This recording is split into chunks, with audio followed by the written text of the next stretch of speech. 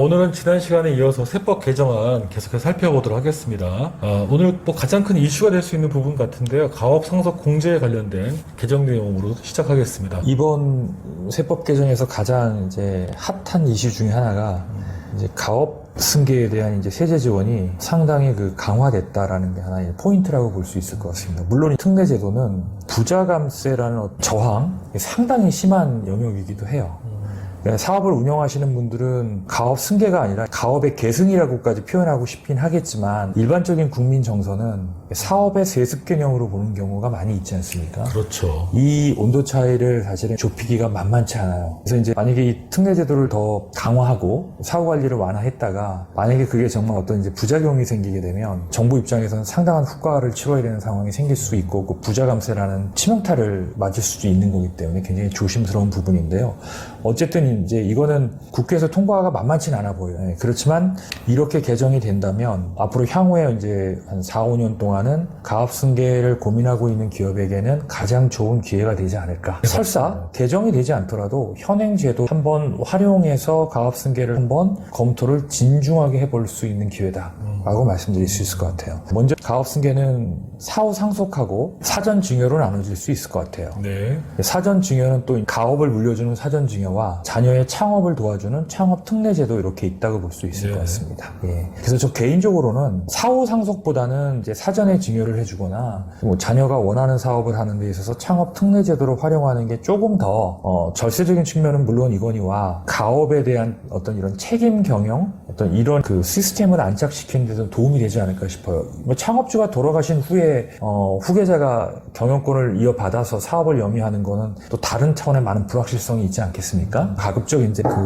창업자가 생존해 있을 때 충분히 후계자 수업을 받은 후에 상속으로 이어지게 하는 게 실제 세금을 더 많이 내더라도 가업 승계고 장수기업이라는 어떤 그런 입법 취지에 맞지 않나 하는 생각이 좀 개인적으로 듭니다. 근데 이번에 사전증여 제도 같은 경우도 굉장히 특례 한도가 늘어나고 사후관리 조건이 완화됐기 때문에 한번 내용을 세부적으로 좀 살펴볼 필요가 있을 것 같습니다. 먼저 가업상속 공제 한번 내용을 살펴볼까요? 가장 큰 관심은 이제 금액 한도입니다. 네. 네. 뭐 중소기업 같은 경우는 대부분 현재 제도 안에서 들어와요.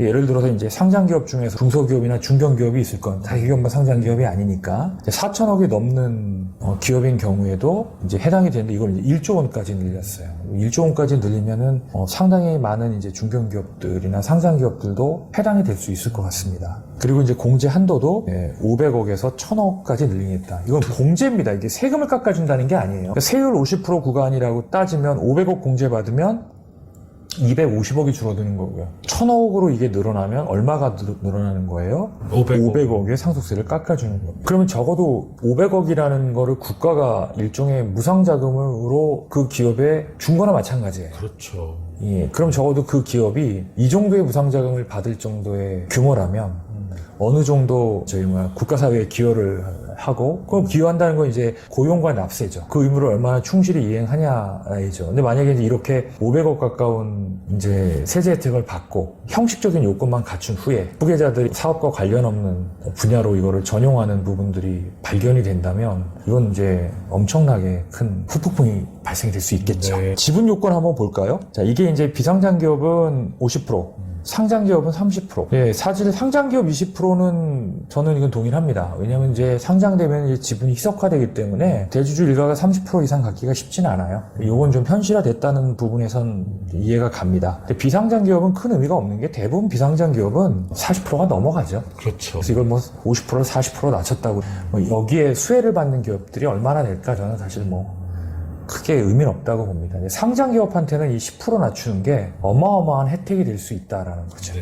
사후관리 기간은 이제 7년에서 5년이다. 이게 이제 언뜻 보기에는 2년줄인 것 같은데 사실 요즘은 기업이 1년 단위가 과거의 패러다임의 10년과 맞먹는다는 얘기를 많이 하기 때문에 또 나름대로는 의미는 있다고 봅니다. 저는 굉장히 큰 것 같아요. 특히 그렇죠. 사후관리 요건들이 굉장히 많이 축소가 돼가지고 사업을 하다 보면 우리가 업종을 변경할 필요도 있잖아요. 근데 예를 들어서 이제 냉면집을 하던 데가 예를 들어 만두집을 한다든가 이제 같은 요식업이니까 우리가 가업이라고 보면 되겠죠. 근데 이제 예를 들어 냉면을 팔던 회사가 갑자기 고물상을 한다. 그러면 어떨까요? 완전 다른 건데. 다른 건데 지금 이제 그것도 허용하겠다는 거거든요. 네, 맞습니다. 아마 국회 통과 과정에서 조율이 되지 않을까 싶어요. 이건 가업이 아니잖아요. 네, 네. 이건 그냥 아버지의 사업을 할 수 있는 이제 그런 장소를 빌려받는 거나 마찬가지지, 대분류까지 허용한다라는 거는 별도로 불가피한 사유가 있다면 또 모를까.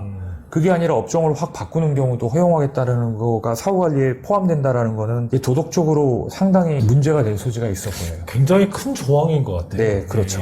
그리고 고용유지도 다 삭제돼서 없죠. 그리고 예전에 숫자로 할 거냐, 아니면 수는 줄어도 이제 전체 급여액이 기준인 시점하고 동일하면 되는데 두 가지를 했는데 이제 아예 숫자는 없애버린 거예요. 이게 이제 상속 시점에 100명 고용하다가 다 내보내도 상관없다는 얘기겠죠.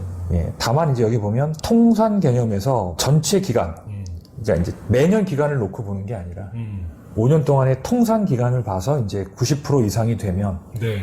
마지막 시점에 직원이 나가도 뭐 전체적으로 평균적으로 90%가 유지가 되면 사후관리가 유지된 걸로 보겠다는 거죠. 그래서 이제 일정 변경 구체적 내용은 여기 나와 있는데요. 아까 제가 말씀드린 건 대분류는 이거였습니다. 제조업을 하다가 갑자기 도소매업을 한다. 그러니까 뭐 다른 거 아무거나 할 수 있다는 얘기 아니에요? 그렇다고 네네. 봐야 되겠죠. 이거는 만약에 통과된다면 경영상 부득이한 사유가 있다라는 게 입증이 되고 별도의 심의위원회 심의를 통과하는 정도로 보완되지 않을까 하는 게 제 생각입니다. 이게 통과가 되면 이건 가업승계가 아니에요. 그런 거 같아요. 가업이 아닌데 어떻게 가업승계라는 표현을 씁니까? 이건. 네. 다음에 이제 사전에 증여해주는 증여세과세 특례 제도도 볼게요. 자, 여기도 이제 보통 기존 제도에는 우리가 이제 100억 한도로 5억을 공제해 주는 거고, 이제 과표 30억 미만은 10%, 30억 초과는 이제 20% 이렇게 세율을 적용을 했거든요. 근데 이걸 이제 현행 특례 적용 한도를 100억이 아니라 얼마까지? 1000억까지 늘려주겠다는 거죠. 그리고 기본 공제 한도를 5억에서 10억. 그 다음에 10% 구간세율 적용 구간을 30억에서 얼마요? 60억까지 늘려준다고 하는 거니까. 요 제도는 통과됐으면 좋겠어요. 왜? 이거는 증여세를 면제해 주는 게 아니에요. 예, 일단 먼저 가업자산을 선증여를 하고요. 세율을 낮춰주는 대신에 나중에 요 선증여한 증여가액을 어디에 합산한다? 예, 상속세, 예, 이때 정산을 하는 개념이니까.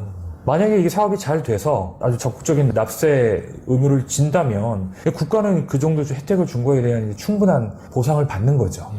근데 반면에 이제 사업이 잘못되면은 어쨌든 간에 10%의 세금을 안 내도 될 거를 미리 낸 거니까 국가 입장에서는 이래나 저래나 크게 손실 볼 건 없는 거죠. 그래서 저는 이제 개인적으로는 아까 가업상속공제는 대분류 내에서 변경한다든가 자산 처분을 40%로 늘린다든가 하는 것들이 국회 심의 단계에서 상당히 논란이 있는 반면에, 예, 증여세과세 특례 같은 경우는 오히려 이건 다 이 정도로 장려해도 국가가 크게 손해볼 건 없지 않나 하는 게 제 개인적인 생각이에요. 네. 예. 여하튼 가업 증여 특례 관련된 부분도 굉장히 파워풀하게 바뀐 것 같습니다. 그렇죠. 그리고 여기는 이제 고용 요건, 자산 처분 요건 전혀 상관없고요. 네. 여기 보면 사후관리 기간이 이것도 7년에서 5년으로 같이 매칭해서 줄어들었고요. 대표이사 취임 기간이 이제 5년인데 이거 줄어들었으니까 이것도 뭐 3년 정도로 같이 비례해서 줄어든 거겠죠.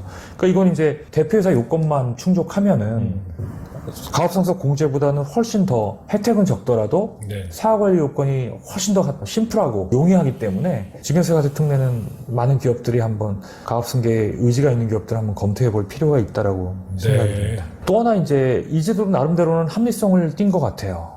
무슨 얘기냐면 이제 가업상속 공제를 받는 게 아니고요. 그냥 나는 일반 상속을 할 거야. 라고 했을 때 이제 전통적으로 그냥 뭐예요? 상속세를 내는 경우가 있고요. 근데 이거 세금이 많아? 나는 가업상속 공제를 할래. 이렇게 의사결정을 할 수도 있고, 네. 아니야, 나는 가업상속 공제가 이게 좀 우리 회사하고 안 맞아. 대신에 나는 이거를 납부 유예를 신청할 거야. 우리가 이게 물납이라는 게 있고 연부연납이라는 게 있잖아요. 네네.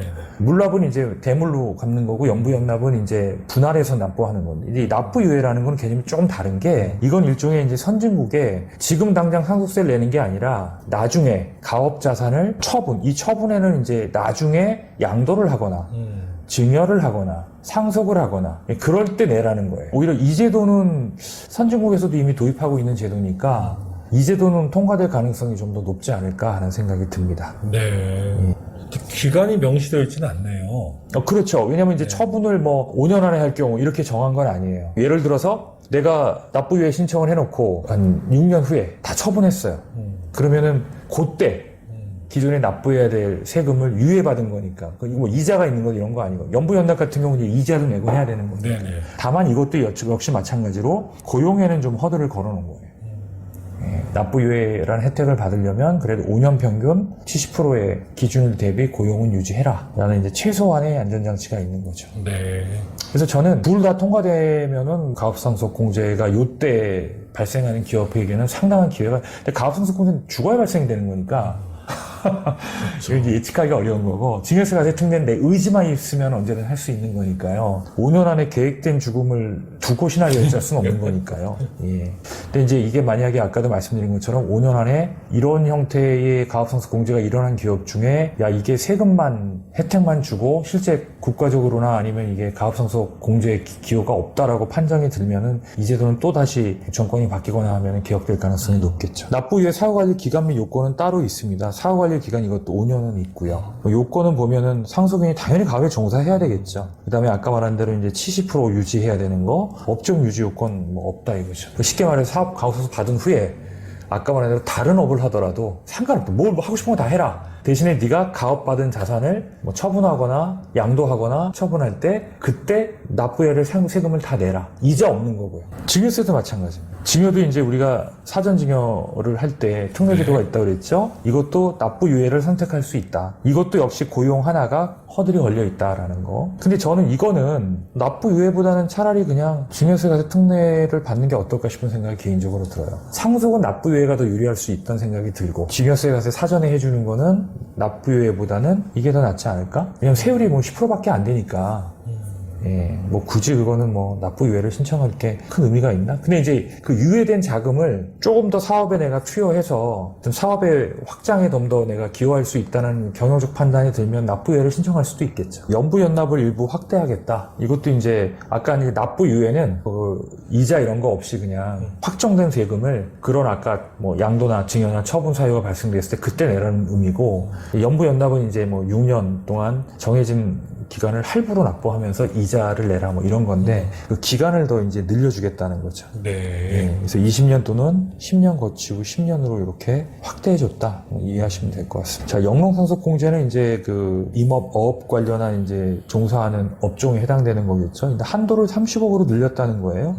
실제 농사는 짓지 않으면서 농업인의 자격만 갖고 이런 혜택을 받는 경우가 있다 보니까 실제 이제 농업에 종사했다라는 걸 입증하는 기간을 10년으로 늘려놓은 거. 굉장히 길어진 네, 것 같아요. 네, 이거는 이제 어떻게 보면 한도를 늘리는 혜택을 준 반면에 그 농업인의 요건을 좀 더 강화했다는 측면에서 나름대로 이것도 의미하다고 평가할 수 있을 것 같습니다. 자, 창업자금 같은 경우는 아까 제가 이제 사전에 가업을 물려주는 거면 이제 사전 증여세과세 특례, 자녀가 자기 나름대로 별도의 사업을 하겠다고 하면 창업자금 증여세과세 특례 제도를 활용할 수 있다고 했습니다. 자, 이거는 이제 역시 5억까지는 세금이 없고요. 아까 증여세과세 특례 같은 경우는 이 기존의 5억 공제를 10억으로 늘렸잖아요. 네. 근데 이 창업자금 증여세과세 특례는 이걸 10억으로 늘리진 않았어요.